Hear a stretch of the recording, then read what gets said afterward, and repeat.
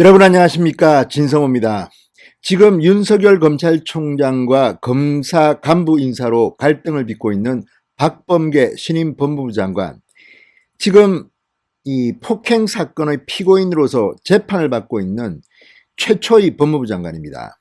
그런데 또 한 번 더 검찰 수사를 받게 될지 모르겠습니다. 오늘 김소연 변호사가 박범계 장관 등을 대검찰청에 고소했습니다. 자, 이 김소연 변호사는 과거 민주당 추천으로 대전시 의원에 당선된 그런 사람입니다.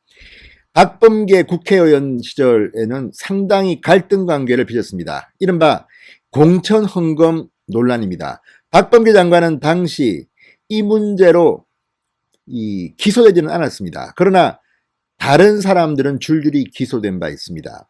자, 지금 이 당시 김소연과 박범계의 갈등이 또 한 번 더 터졌습니다. 이번에는 대전방송이 박범계 장관 측에 제공한 이 김소연 변호사의 녹취 파일 때문입니다.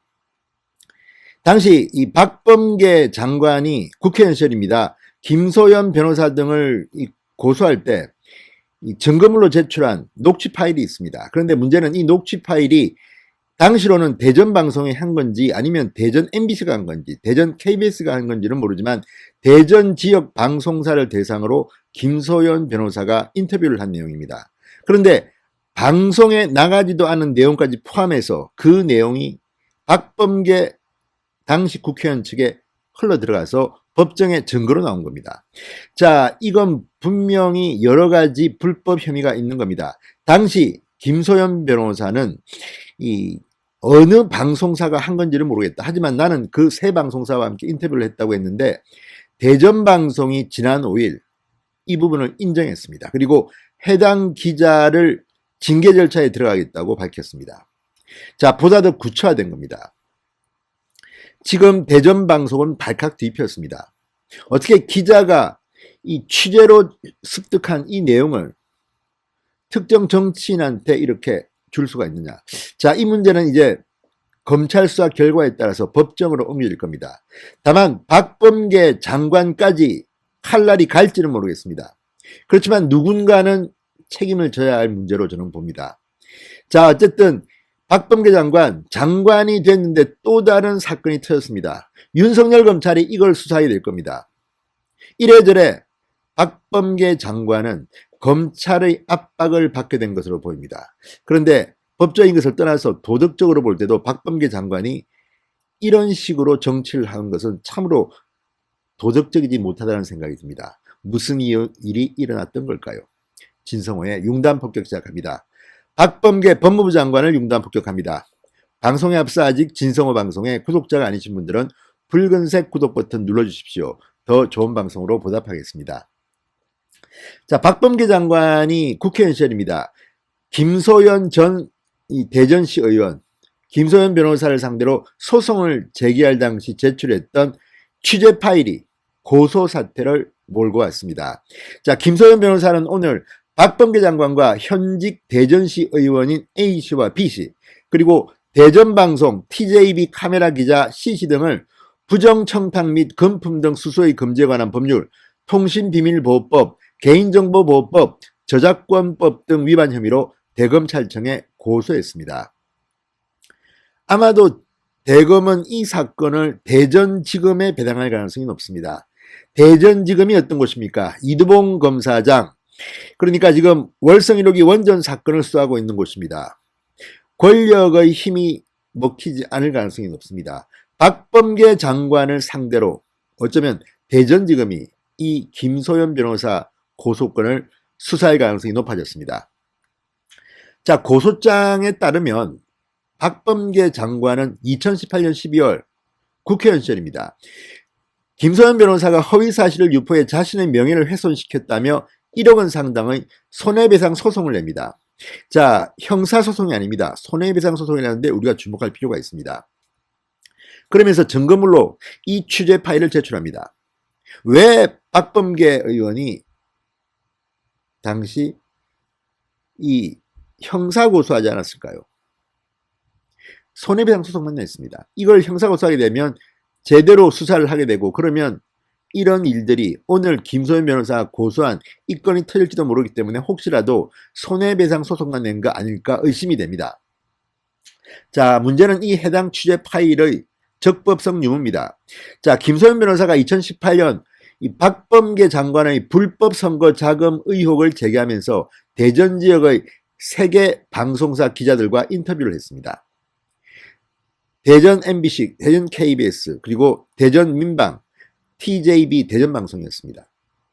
그런데 그 인터뷰 내용 중 일부가 방송을 한 게 아니라 박범계 당시 국회의원의 증거자료로 나온 겁니다.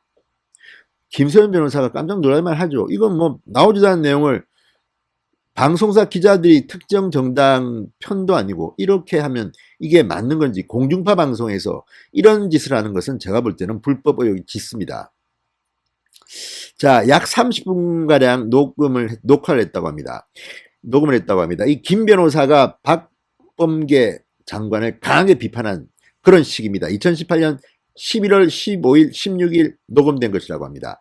박범계 장관은 더불어민주당 소속 현직 대전 서울 국회의원이었습니다. 지금은 장관이었지만 당시는 국회의원, 대전 지역 서울 지역구의 국회의원이었습니다.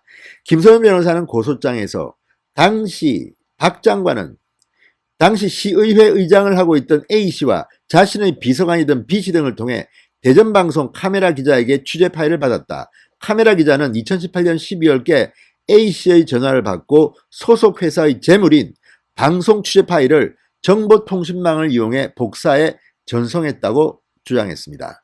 자, 그러니까 이건 지금 TJB 민영방송, 대전방송의 소유 재산물입니다. 그런데 이걸 지금 카메라 기자가 정치인한테 유출한 겁니다. 불법 가능성이 높습니다.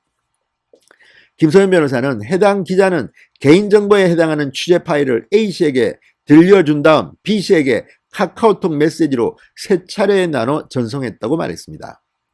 자, 이게 그러면 어느 방송사인지가 공개된 것은 최근입니다. 대전방송이 지난 5일 취재 파일 유출과 관련해서 사과 방송을 했습니다. 대전방송은 진상조사를 벌인 결과 사실로 확인됐다. 해당 직원을 사규에 따라 엄중히 징계할 예정이라고 밝혔습니다. 언론 종사자로 사명의식을 저버린 직원의 개인적인 일탈로 인해 깊은 유감을 표명한다고 밝혔습니다.